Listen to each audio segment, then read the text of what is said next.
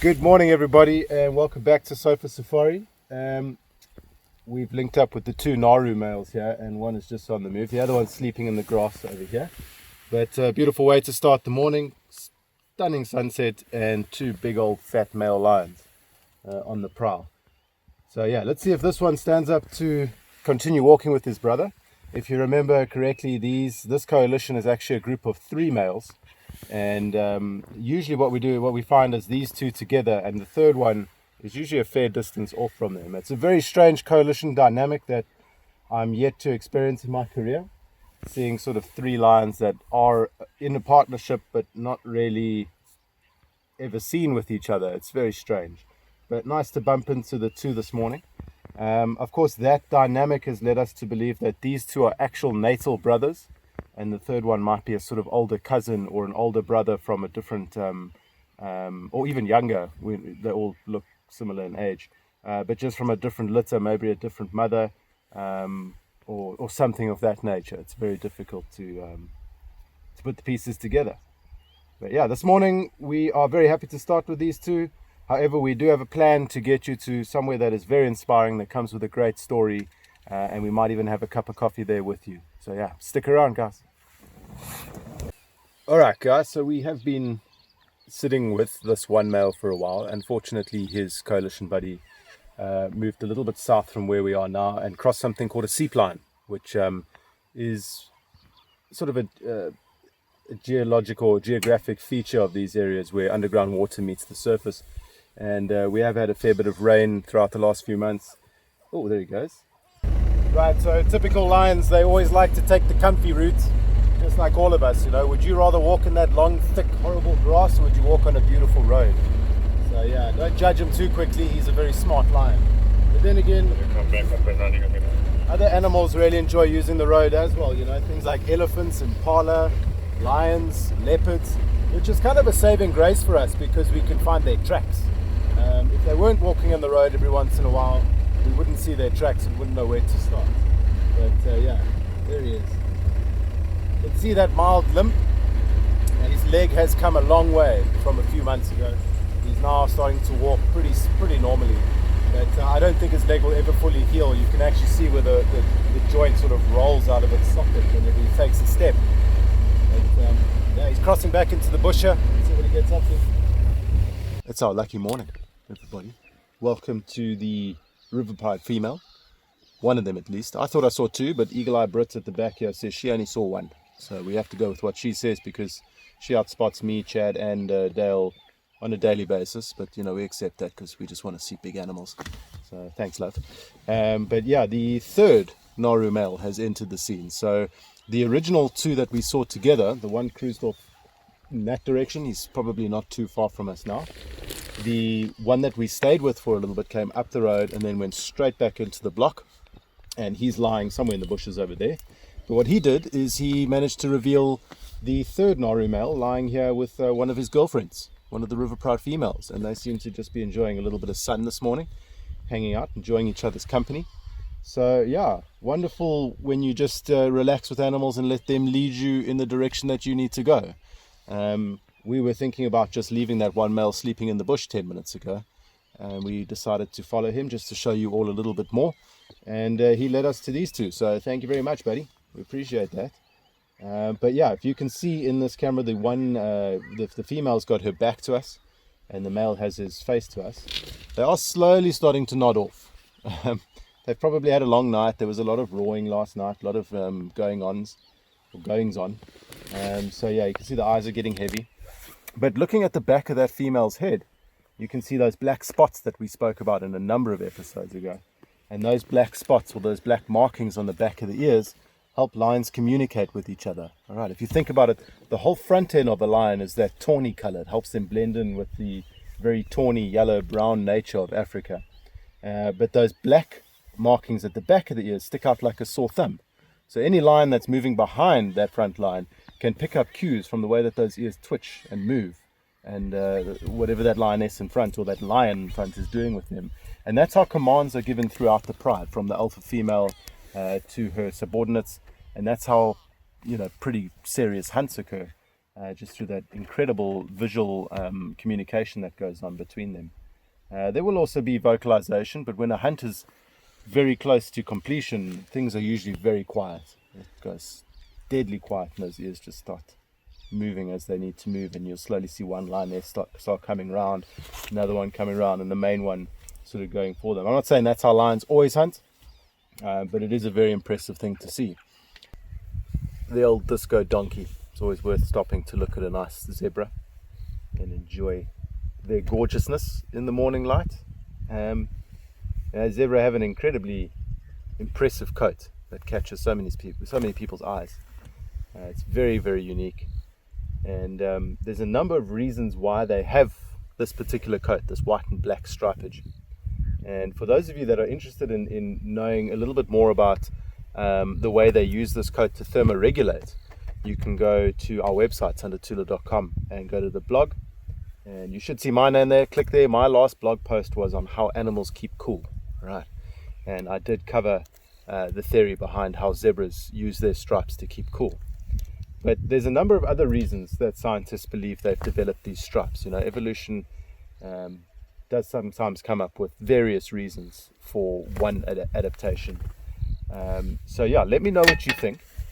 I'm going to tell you the one. It's thermoregulation, right? So that's how they keep cool.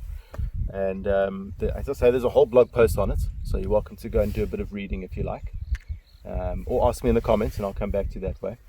I'll give you another 2 reasons why zebras have stripes. One is for identification. So every zebra, if you can imagine, just like my face compared to your face, compared to Brit's face, compared to everybody's face, all look different, right? They're all 100% unique. And I'm sure you've heard the term before. A zebra's stripe patternage is similar to your thumbprint, your fingerprints, all right? They're very unique to who we are. So we have thermoregulation, we have identification amongst the herd. So they use those stripes to identify each other, all right? Who's who in the zoo, so to say. And the third one is camouflage, all right? Now, their camouflage doesn't work in a typical sense like most people think, where they blend into their surroundings. Now, it does work when zebra are in dappled light, but I mean, most things are pretty well camouflaged in dappled light. However, zebra don't find themselves very often in dappled light because of their digestive system. So they're what we call a hindgut fermenter, which means they have a pretty inefficient way of digesting food, which means that they have to spend a lot of time in the sunlight, busy eating grass, because they're so inefficient. So a large proportion of their day is spent feeding in the sunlight. So you don't often find them in riverine thickets and places like that where that dappled light would come into effect and help them camouflage with their white and black striped coat. So there we have it. We have thermoregulation. We have identification amongst the herd. Sorry, I'm trying to move out of the big camera for Brit so she can get the shot. So identification amongst the herd. They can see at a distance where Uncle Bob is, if that's their cousin, if that's mom over there. And the third reason I'm going to give you today, remember the fourth one's up to you, but the third reason is that camouflage, all right? So as I say, it does sometimes help them blend into the dappled light, but their camouflage actually helps them blend into each other, all right? So when you see a group of zebra, and it's fascinating to see, because when something tries to hunt zebra, and zebra become wiser to it, they know the lions are there, they know the wild dogs are there. It's very interesting how zebra kind of bunch together. They've learned that their stripes blend into each other, and it becomes a very confusing dynamic for the lion, who mostly sees in quite muted colors, blacks and whites and so on, maybe a few warmer colors here and there. But as soon as you have 4 or 5 zebras standing together, even with our incredible eyesight, and humans really do have incredible eyesight, it becomes tricky to see where one zebra begins and another one ends. And so that's their tactic as far as camouflage is concerned, blending into each other. And that is also, it makes sense when you think about the collective noun for a group of zebra is a dazzle of zebra. So we get a business of mongoose, if you remember, a pride of lions, easy to remember, and a dazzle of zebra, to name a few. But the question I'm going to pose to you for this episode is the fourth reason why zebras potentially have stripes. Now, it's a little bit in depth. I'll be very impressed if you don't Google it. And it is still based on theory, but there is some very reliable data coming back on the whole idea. See if you can find it for me, and see if you can let me know in the comments below. Why do zebras have stripes? The fourth reason, please. It's a very cool reason, and probably right up there with thermoregulation in terms of importance. So it's more important than the camouflage and the identification features of those coats. So yeah, the humble disco donkey, everybody. We'll never just drive past the zebra. They're so beautiful.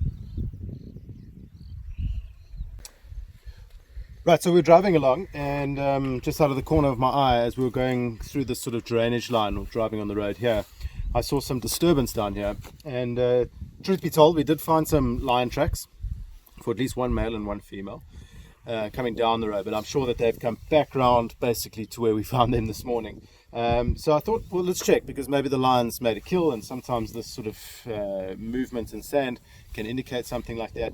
But upon closer inspection, it's actually elephant tracks. And we have had a request from Dave Taylor. So he's requested that we do a few more tracks.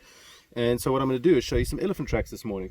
So Dave, thank you very much for your request. For all of you that do enjoy tracks, let us know. We'll keep them coming, and we'll try and find the more interesting ones as we go. So if you remember, a few days ago we did the leopard and the hyena track. We've done lion tracks many times, but often we forget about doing the herbivorous tracks because they're maybe not as exciting. But an elephant track is really cool, and what they've been doing here is even cooler. But let's start off here. You can see where this elephant has come down into the riverbed. And what's interesting is, you know, if you have a look at the tracks, the elephants come from this way. All right, so Brett, if you can maybe come a little bit closer to this track here, you can usually tell the way that an elephant's going by having a look at a few things to do with the track. For one, you look at that beautiful definition at the back here. Now this is a little bit old. You can see that this is, you know, if I put my finger there, you can see that it cracks. So this elephant walked here a few days ago, or maybe yesterday, and sunbaked and so on. But you can see that beautiful line coming all the way back around here. Right, great definition there. And then at the front, it kind of gets messy. You see this kind of flick there. Right, so as the elephant steps, its heel will come down. I'm going to do it with my foot. So as you step, your heel comes down like that.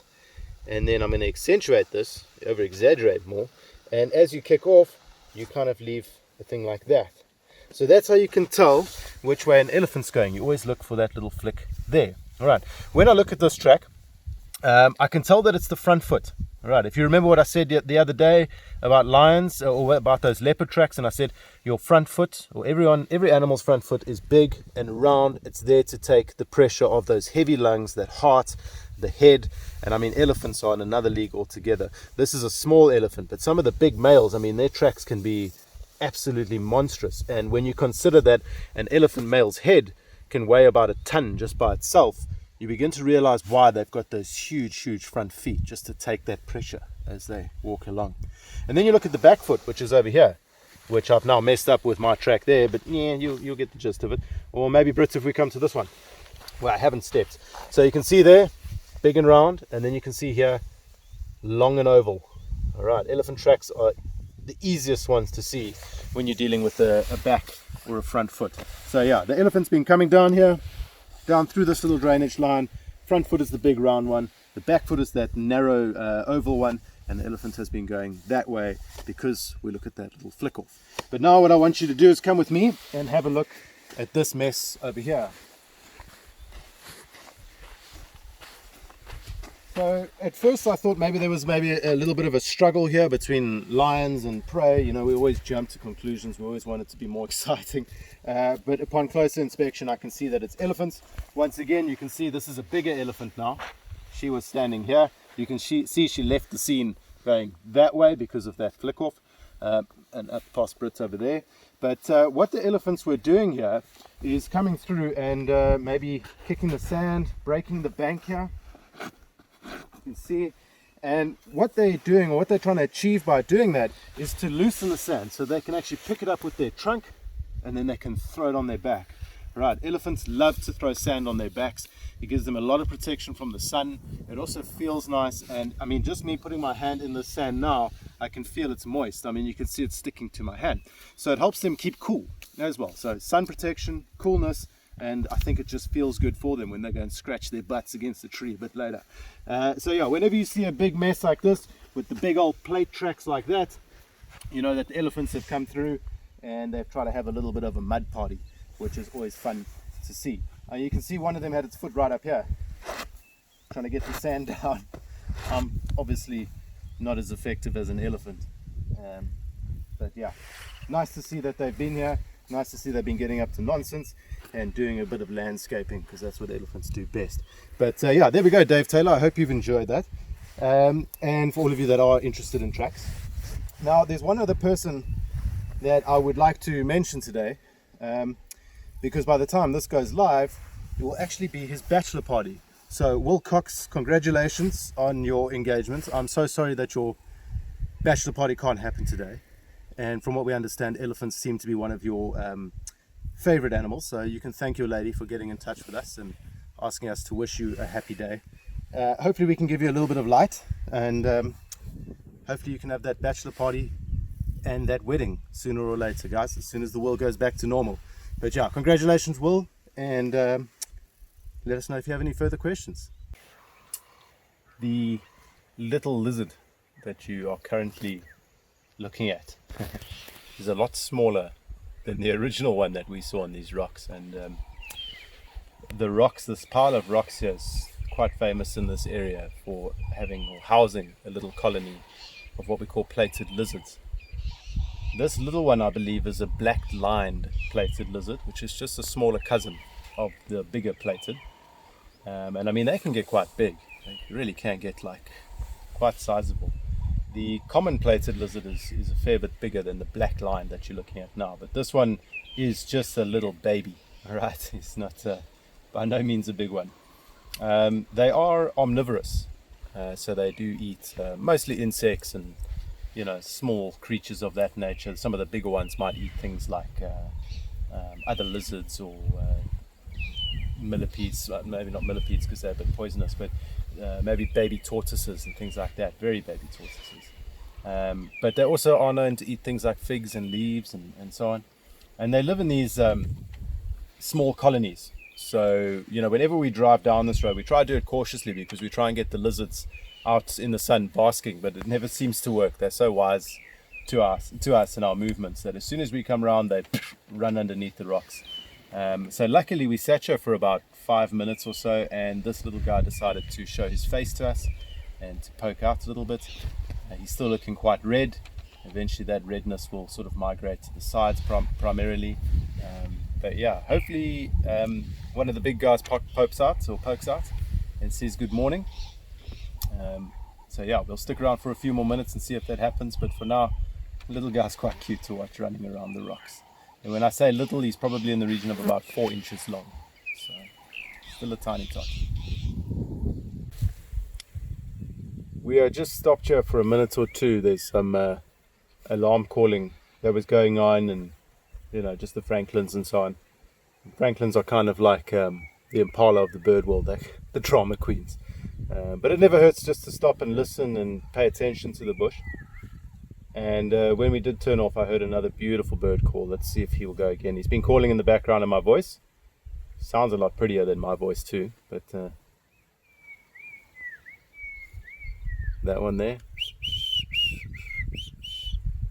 beautiful call. And that belongs to a bird called a black-crowned chagra, which is quite a shy bird. You don't see it too often. You sort of see them flushing across to another tree or another bush, and that's about it. But we do hear them quite often, so always a pleasure to hear the bird calls. And I'll keep quiet as soon as he starts calling again, so you can hear it once more. But yeah, for all our twitchers out there, a black-crowned chagra. Not that horrible noise in the background, that's a francolin. But that...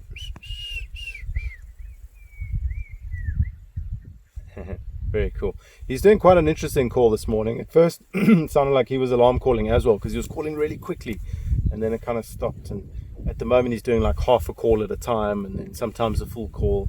So yeah, always makes me think what these birds are up to. That's a bit more natural there. But yeah, beautiful bird, beautiful call. And with that, let's carry on. Always nice to see a giraffe when you're out and about, and there's a few more over here. Now that I look there, always got to pay attention to your surroundings. Apparently I only saw the one over there to begin with, and that's a female there. Remember the little horns we spoke about? But in my last video, I posed you all a question and said, how big is a giraffe's heart? How big can it get? So basically what I'm talking about is one of the big full-grown males. How big can that heart get? And there were a few people that came back to me. One of the guesses was 6 kilograms, and 6 kilograms is not a bad guess. I mean, that's a big heart. 6 kgs is a big heart. But I want you to multiply that by 2. So you're actually looking at about 11 to 13 kilograms for one male giraffe's heart. And I'm sure the females aren't too far behind on that weight. So yeah, 11, 12, 13 kilograms. So for our American friends, that's like 25 to 30 pounds. So yeah, and a giraffe's heart can be about 2 feet long. All right, so maybe that's a bit big. That's probably about 2 feet there. If you can see my hand, so 2 feet long and weighing 30 pounds just about. So huge heart. So for any of you that were thinking along those lines, congratulations, well done. And it is the largest heart in ratio of all the terrestrial mammals. So it is a big heart. And if you think about it, it's not completely useless. I mean, that heart has to pump blood in both directions up to about 2.5 meters. So remember, a big male giraffe can stand about 5.5 meters tall, and that heart has to pump blood all the way to the very top of those little horns and all the way to the very bottom of the foot. It's a huge distance, and there's a lot of pressure going on. So yeah, you need a big cardiovascular system to deal with that. Anyway, I'm going to quickly just drive a little bit around the road here. Let's see if we can get a little bit more footage of these beautiful beasts for you this morning. If you have a look at the horns, you can see they are fluffy at the top, awkward hair, but they are beginning to flatten out and become bald right at the top, whereas the female has those two beautiful little paint brushes, or makeup brushes, as I like to say, at the top of her head. Yeah, nice to see them. For all of you that were wondering, we call it a journey of giraffe. When you see more than one giraffe, it's called a journey. There are people that, I think the official one is actually a tower, but a lot of people refer to it as a journey, and I prefer journey. But if you want to hit the Google machine, I think it will say a tower of giraffe. So either are correct. And I've even heard that some people refer to them as a kaleidoscope of giraffe, which is also quite lovely. But yeah, a tower of giraffe just sounds a little bit too cheesy for me, but it works. Anyway, see you guys. We're going to carry on.